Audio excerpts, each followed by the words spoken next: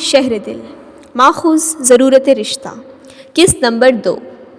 Lunch کے بعد اس نے اپنا سوٹ کیس کھولا اور سب کے تحائف ان کے حوالے کیے۔ میرے لیے وہ ایک قیمتی جیولری سیٹ اور نیو ماڈل کا سیل فون لایا تھا جسے میں نے شکریہ کے ساتھ قبول کر لیا تھا۔ اسے آئے ہوئے چند روز بیت چکے تھے۔ میں ٹی وی لان کے صوفے پر پرانا البم کھولے بیٹھی تھی جو میری حسین یادوں اور شگفتہ ماضی کا کل سرمایہ تھا۔ اس میں ممی پاپا کے شادی کی تصویریں تھیں۔ اس کے علاوہ بھی بے شمار موقعوں پر بنائی گئی تصویریں اس میں چسپاں تھیں۔ ممی اور پاپا دونوں ہی خوش شکل تھے، مگر جانے میں کس پر چلی گئی تھی؟ ان تصویروں کو دیکھنے کے بعد یہ خیال آ جانا میری سرشت میں شامل ہو چکا تھا۔ پھر اچانک کسی نے میری گود سے وہ البم اپنی جانب کھینچ لیا۔ میں نے بے ساختہ نگاہ اٹھائی۔ البم شایان کے ہاتھ میں تھا۔ اوہ، تو یہ ہیں آپ کے پاپا، نائس پرسنالٹی، نائس فوٹوز۔ وہ ممی پاپا کی تصویروں پر اظہار خیال کر رہا تھا۔ جی شکریہ۔ میں ایک سرد آہ کھینچ کر اٹھ کھڑی ہوئی۔ وہ ورق پلٹ پلٹ کر اگلی پچھلی تمام تصاویر دیکھنے لگا۔ میرے ڈیڈ کیسے لگے آپ کو؟ اچانک اس نے پوچھا۔ نگاہیں البم پر تھیں۔ اس عجیب سوال پر میں نے بھویں اچکا کر اسے دیکھا کہ شاید وہ اپنا سوال بدل دے، مگر اس کی جواب طلب نظریں دیکھ کر میں مصنوعی خفگی سے بولی، کیا مطلب آپ کے ڈیڈ؟ وہ میرے بھی پاپا ہیں۔ پاپا کی بے لوث محبت نے مجھے ان کے لیے بہت پوزیسو بنا دیا تھا۔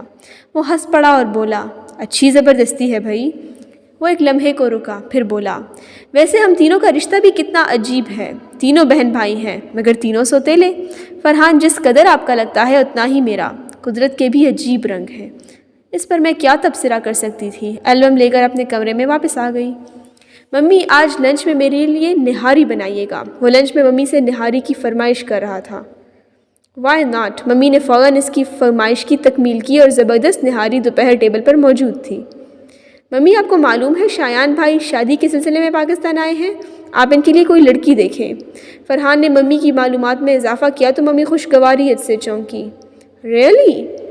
میں آج ہی اپنے بیٹے کے لیے کوئی پیاری سی دلہن تلاش کرتی ہوں۔ کس طرح کی لڑکی چاہیے شایان کو؟ گویا ممی لڑکیوں کی لسٹ لیے ہی بیٹھی تھی۔ لڑکی زیادہ خوبصورت نہ ہو، سنا ہے خوبصورت لڑکیاں بہت نخرے دکھاتی ہیں، بس کوئی پڑھی لکھی سلجھی ہوئی سی ہو جو مجھے اور میرے گھر کو سنبھال لے۔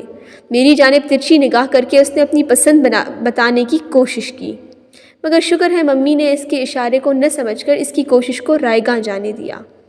نہاری میرے لیے بدمزہ ہو کر رہ گئی تھی۔ میں دھڑکتے دل کے ساتھ بے دلی سے وہاں سے اٹھ گئی۔ آخر یہ شخص چاہتا ہی کیا ہے؟ میرے روح میں بے چینی پھیل گئی تھی۔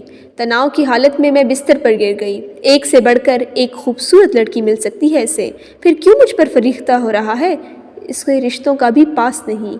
2 روز تک میرے اندر اس معاملے پر کھچاؤ کی کیفیت طاری رہی۔ تیسرے روز ممی میرے کمرے میں داخل ہوئی۔ ان کا چہرہ بتا رہا تھا کہ وہ کسی خاص بات کے لیے آئی ہیں، مگر ان کی ہچکچاہٹ دیکھ کر میں نے خود ہی استفسار کیا، کیا بات ہے ممی، آپ کچھ کہنا چاہتی ہیں؟ میرے پوچھ لینے پر ان کی ہمت بندھی تھی۔ بولی، شایان نے بہت عجیب بات کہتی ہے، بتاتے ہوئے بھی کچھ عجیب سا محسوس ہو رہا ہے۔ وہ جھجکتے ہوئے بولی۔ یکدم میرا دل شدت سے گھبرانے لگا، کہیں میرے اندیشے حقیقت کا روپ تو نہیں دھار گئے۔ ممی اتنا کہہ کر خاموش ہو گئی تھی، مگر میرے اندر کھدبد ہونے لگی۔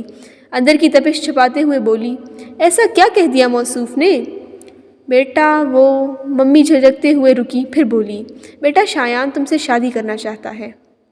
یہ سن کر میرے چہرے کی جو رنگت بدلی تھی اسے ممی ہی دیکھ پائی تھی۔ جھٹ بولی، میں جانتی ہوں یہ تمہارے لیے ناقابل قبول ہے، مجھے اور تمہارے پاپا کو بھی یہ مناسب نہیں لگا، دنیا والے کیا کہیں گے، اگرچہ یہ شرعی لحاظ سے جائز ہے۔ ممی شاید مزید بھی کچھ کہہ رہی تھی، مگر میرے سائیں سائیں کرتے کان مزید کچھ سننے سے قاصر تھے۔ میرا غصہ عروج پر تھا۔ اس کی ہمت کیسے ہوئی اتنی بڑی بات کہنے کی؟ کیا سمجھتا ہے وہ خود کو؟